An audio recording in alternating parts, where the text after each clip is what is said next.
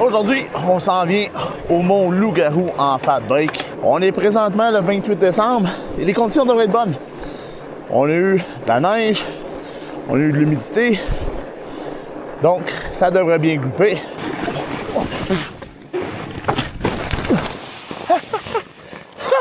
Je roule un set de pneus différent cette année. 2 Yippee-Ki-Yay de Terrain en 27 par 4.3. Je roule 6 PSI en avant, 8 en arrière. Les deux sont montés tubeless. J'ai un petit peu de problème avec mon tubeless en arrière. Si je descends en bas de 7-6 PSI, il y a tendance à se défaire.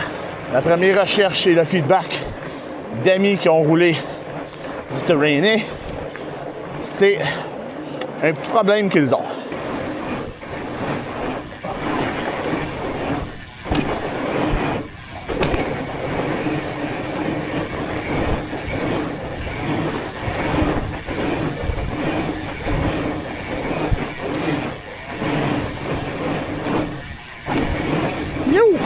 Ça fait du bien de sortir dehors entre Noël et le jour de l'an. Condition de brûler le super sucre à crème que ma mère avait fait pour Noël.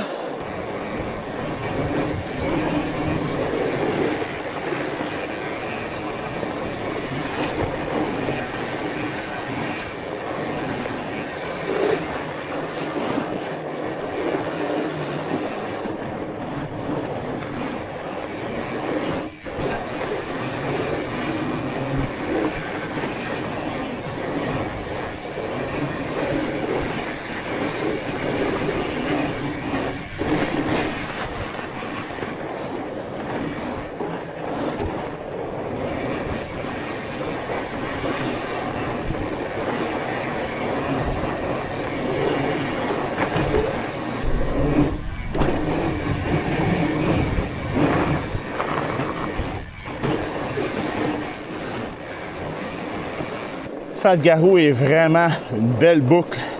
Si vous n'avez jamais roulé ici en fat bike, je vous conseille fortement de vous déplacer pour venir faire ça. C'est un bijou des Laurentides.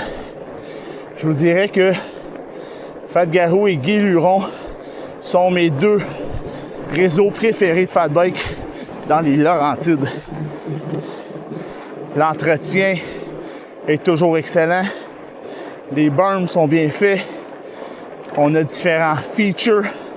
On peut y avoir de la vitesse. C'est vraiment une boucle complète. Le tout début de la terre se situe dans Chanterelle. Donc, c'est un sentier qui est quand même assez long. Au début, je croyais que c'était juste une petite section près de Coprin-Chevelu, mais non. On descend vraiment toute la montagne pratiquement.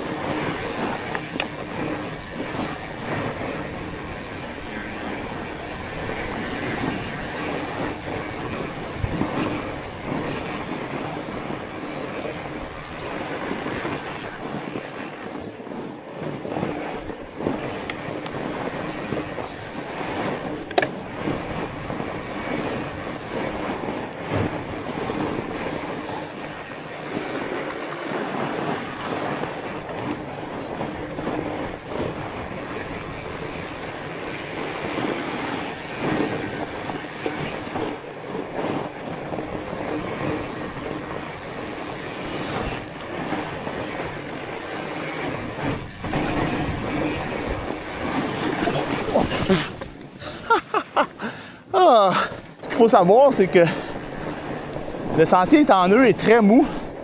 Donc, tracker n'est pas évident. Surtout que je roule un peu dur. Parce que mon tubeless en arrière ne tient pas. Donc, moindrement qu'on sort de la piste, ça l'enfonce. Oh. Wow! Bon trou là. Eh là là! Laisse le bike là-dessus.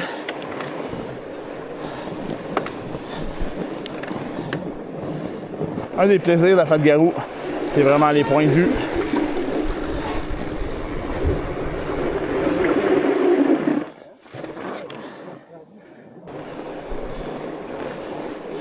Donc là, on arrive au refuge. Parfois il y a un feu. On a également un beau point de vue ici.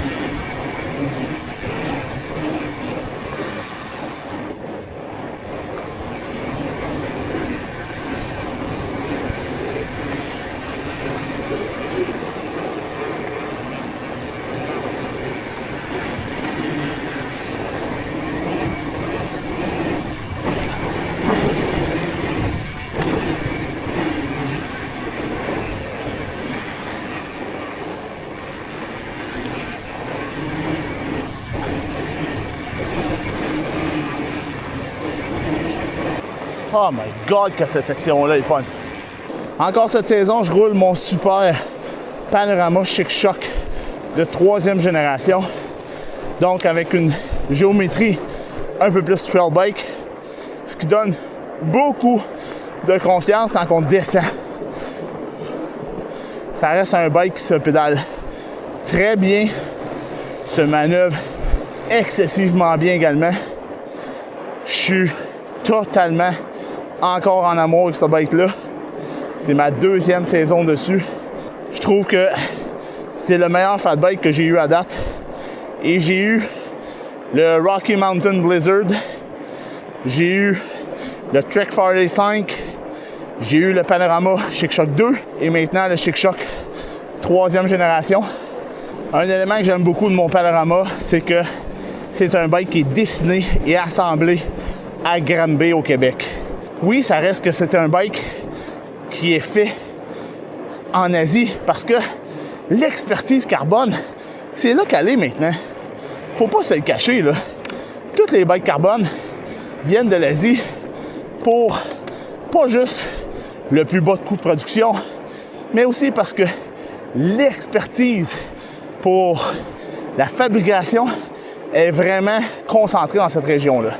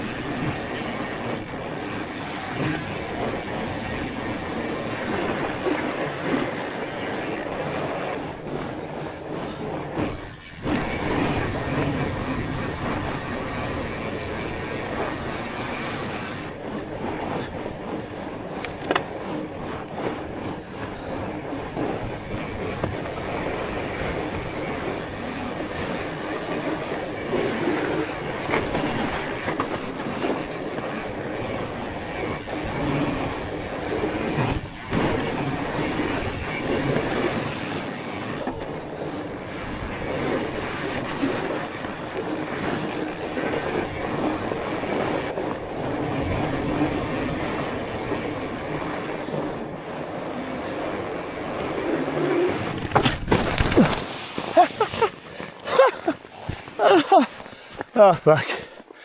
Whoop! Eh ben, attendez pas à ça.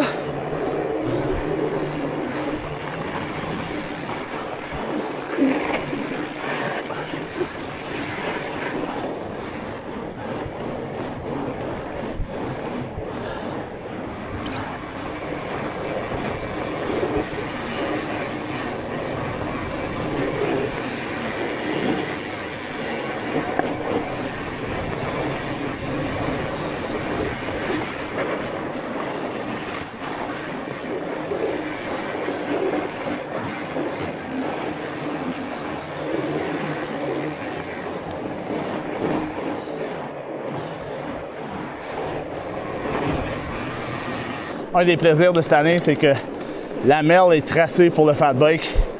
Et c'est un sentier qui est très rapide, donc qui va être excessivement le fun en fat bike. Si vous l'avez roulé en mountain bike, vous connaissez déjà le plaisir que c'est de rouler ce sentier-là. On va aller vivre ça en fat bike.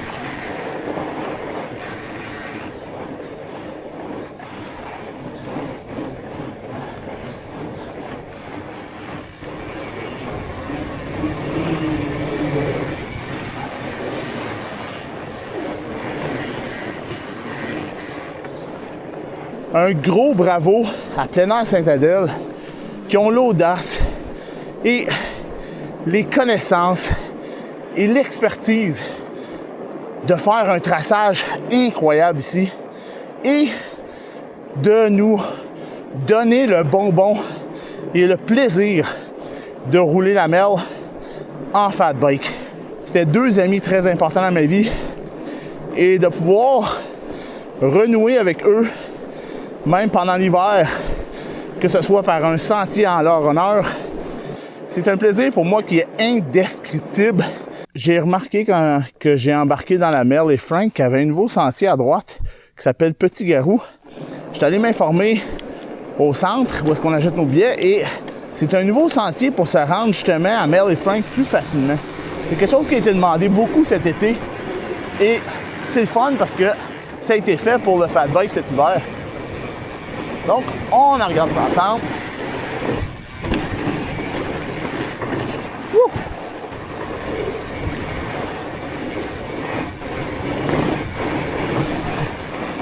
Je connais pas le secteur ici.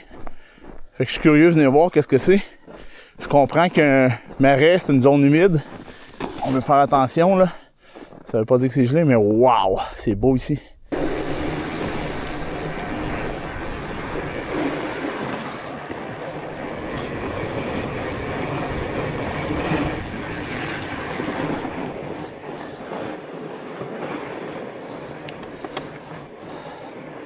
On est dans un tout autre secteur quand on prend le sentier Petit Garou qui nous fait partir pratiquement du début. Tout de suite après la première montée, on commence la première descente et là, le nouveau sentier est là à droite.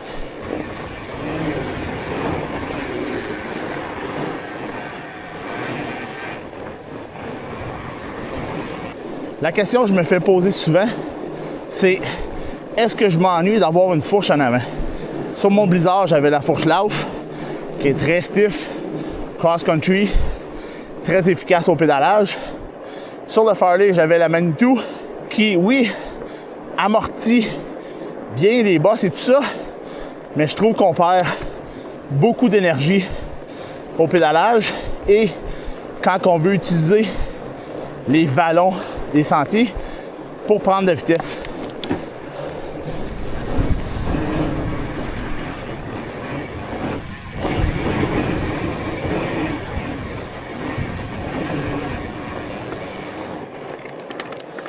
Donc, est-ce que je m'ennuie d'une fourche?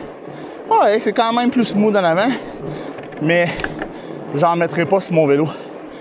Un fat bike avec une fourche rigide fait énormément le travail convenablement. Malgré qu'on a une belle tendance fat duro qui se développe en ce moment au Québec, je trouve que fat bike, tu veux garder ton efficacité au pédalage parce que c'est des pneus qui sont lourds. Donc, ça demande beaucoup d'énergie à tourner. C'est pas des pneus roulants. Il y a beaucoup de résistance au roulement. Donc, pour moi, l'efficacité est trop importante comparé le petit bénéfice qu'on va avoir d'avoir une fourche en avant. L'autre chose qu'il ne faut pas oublier, c'est que une fourche rajoute quand même un bon 3 livres et demi au vélo. Je suis pas un weight weenie, là, mais en fat bike, j'aime ça, avoir un vélo plus léger parce que justement, les pneus sont lourds, c'est plus difficile au pédalage et je veux me garder une efficacité raisonnable. On va aller voir la fin de la Fat Garou. Tantôt, on est allé voir Mel. Ça fait très longtemps que je ne l'ai pas roulé.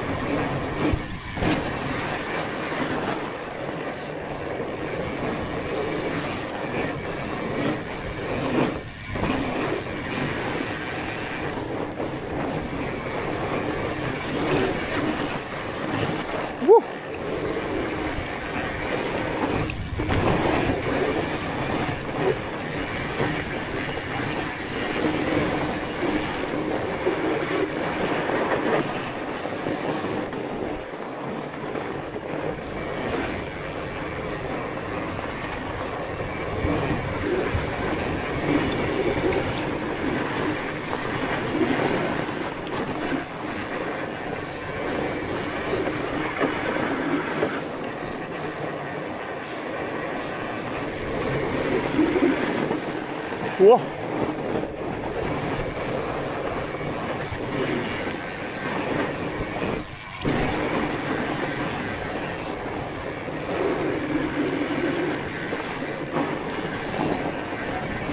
Wow.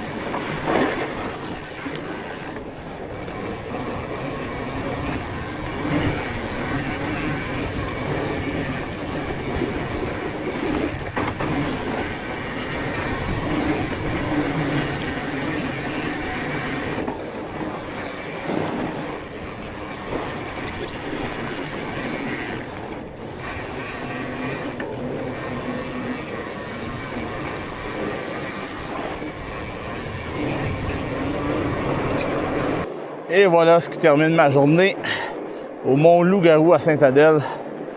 Je vous le dis encore une fois, si vous n'êtes jamais venu rider ici en fait, faites le détour, venez découvrir ça.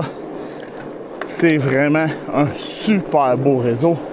Si on roule tout le réseau, on va tourner à l'entour de 28-30 km avec un 900 à 1000 mètres d'ascension.